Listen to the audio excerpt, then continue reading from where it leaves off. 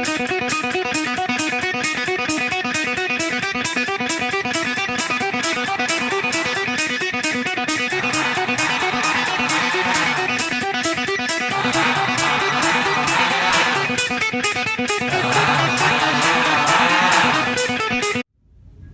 class, today we're going to be discussing World War I.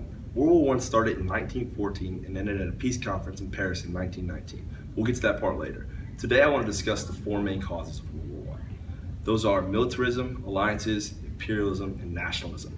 An easy way to remember it as the four main causes: militarism, alliances, imperialism, and nationalism. So today we're going to discuss those a little more in depth.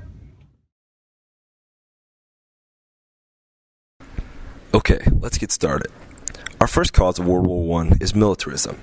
This refers to the belief that a nation should keep a powerful military and use it aggressively to promote its own interests. It was especially used in Germany around this time, but you could also find militarism arising in many other countries as well. Every country was on guard and wanted to make sure they could protect themselves. They did this by expanding their armies and making new advances with weapons. Our second cause is alliances. These were being formed all over Europe. Britain, France, and Russia made up the Triple Entente, while Germany, Austria, Hungary, and Italy were in the Triple Alliance. The point of alliances are to join together as nations and support one another. For example, in a time of war. Alliances are still in existence today, just in case something big were to happen. Our third cause is imperialism. This is where one or more strong nations controls and exploits a colony. They take advantage of labor and resources of that colony. Many European countries had colonies, specifically in Africa, and Germany and Italy decided that they wanted to create a colonial empire as well.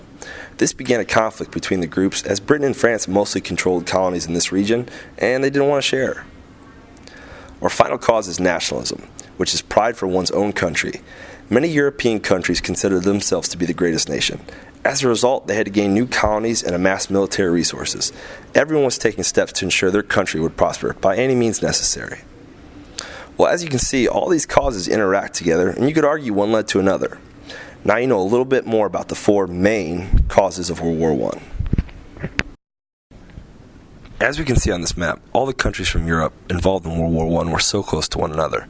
Their location to one another definitely affected a lot of these causes as well. They were so close that if any conflict arose, it wouldn't take long to mobilize and for one country to enter another. Think of it as trying to compete with your neighbor, except these neighbors were going to take competition to a whole new level. So remember today, guys, the four main causes of World War I were militarism, alliances, imperialism, and nationalism. And how do we remember that? As the four main causes.